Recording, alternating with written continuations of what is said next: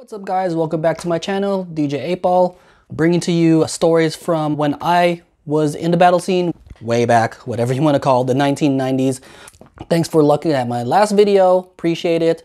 And somebody on there specifically asked me on my thoughts of the 1992 DMC West Coast Championships. So that was the one that I won, and I want to bring you that story because I was actually thinking of doing that video next. So here's my story. So let's start at the beginning. It's 1992. I'm in my second year of college. I'm not working at the time, and it's about I'm gonna say it's June. It was either June or July, but June of 1992. So the night before DMC 1992 West Coast, which was in Los Angeles, and I'm living in San Francisco. I have the entry form, the one that all the DJs had to fill out. There's no online or anything like that at the time, of course. And I got that form from DJ Shortcut, and Shortcut just said, hey, you know, Caesar, I've got the form for DMC. If you're interested, like, you know, why don't you just enter? Don't know if you could get there or not, but at least have the form. All right, so I had the form and I fill it out in advance because it's like, oh yeah, you know, I'm gonna try to do it somehow, because it was my dream. It was my dream to at least try to make it to London for the finals, for the World Championships, which never happened, of course. And I was relatively new on the DJ battle scene. I maybe did 2 or 3 battles before that battle. Okay, first battle was not under DJ 8Ball. It was under a different name whatsoever. I'll maybe make a video on that one day. So I had the form in front of me, and so I don't know if it was that same night or if it was the night or the couple days before. I talked to Qbert and I asked him, I said, hey Q, you know, do you think I'm good enough to enter this battle? Because you guys are going to be in it. You, Mixmaster Mike, Apollo, you're all 3 of you competing. There's no way I'd be able to come up against that. I mean, and who knows who else is in that battle? I mean, there were other people battling at the time. Qbert tells me, he goes, you know what, Caesar? What if you came in second place? I said, yeah, so? He goes, well, second place gets to go to the US finals. All right, so what if you don't get first place? All you need to do is get second place at the very least. All right, and then you get a free trip to New York. You get to go to the US finals. Wouldn't you regret that? I said, yeah, I probably would. Now, it's the night before the actual battle. I'm still in San Francisco. I'm practicing my routine as if I'm gonna be battling. I still don't know how I'm gonna go to LA. At that point in time, I'm just thinking like, I don't know, maybe I'll you know, charge card it and hop on a flight. I honestly don't know. Let me just pretend like I'm gonna be in this battle. And I don't know how, but I somehow got word that an old high school and middle school friend was in town. Now he only lived like 3 or 4 miles at the most, right? What it was he lives at that time in Los Angeles. So he comes back to visit his family. I realize he needs to go back to Los Angeles. He has to drive.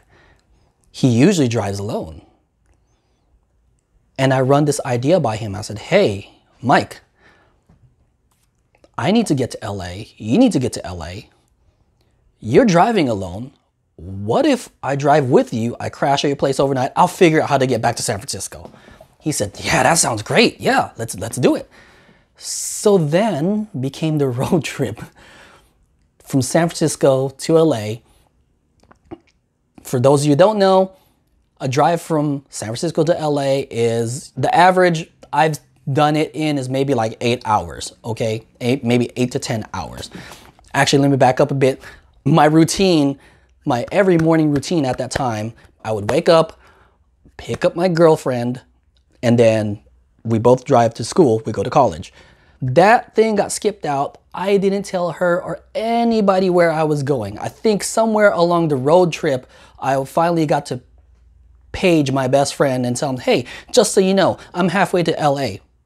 So basically, my girlfriend had no idea I was gone. By the time she found out what had happened, her and a bunch of my friends, with the exception of 1 or 2 exceptions, are like, you know, what a waste of time. What is he thinking? There's no way he's gonna place. He just screwed everything up. Just why is he even trying? It's an all-nighter.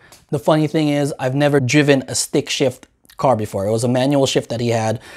Don't know how to handle a clutch. He said, don't worry about it. Don't worry about it. I'll talk you through it. So he actually talked me through it.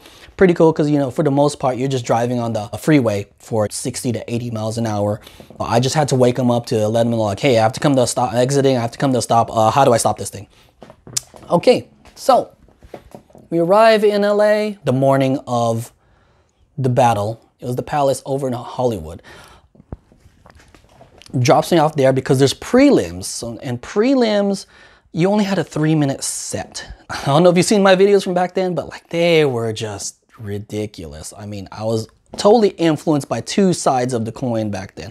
I was influenced by all those DJs coming out of Europe in the early 90s, you know, with the whole really fast hands and everything like that, and a little bit of the body tricks. I didn't too much, but I mean, there's stuff on there like you've seen on my old videos, you know, from back then, like I turned my cap sideways and I flipped the fader back and forth with my cap. But I also did the whole test-on thing because I was influenced from DJ Qbert. I didn't do any beat juggling, so to say. All right, so I do the first prelims, I do my set. Not sure how well I did. I remember specifically there was, you know, Quest was there. Like I said, a couple of other Bay Area locals were there. When they come to announcing who's going to be in the finals, first competing in tonight's finals, because the finals is going to be later on that night, DJ Qbert and The Shadow, you know, Mixmaster Mike and Apollo, you know. This was the first year that teams were allowed in DMC. The second name they announced that are going to the finals was actually me. You know, I don't know how the judging worked. I don't know what the scores were or anything like that. You know what? The judges at that time, a lot of times judges were like radio DJs, people from record companies, promoters, people that knew next to nothing or only just a tiny bit of anything about DJ battles and scratching. They're not going to know the difference between a beat juggle, what's a good one, what's not. They're not gonna know if somebody rips somebody's off routine or not. They're not gonna know any of that. I take the fact that they announced my name second with the grain of salt because I'm like, well, yeah, these guys don't know what they're talking about, so whatever. But hey, I'm in the finals. That's wow.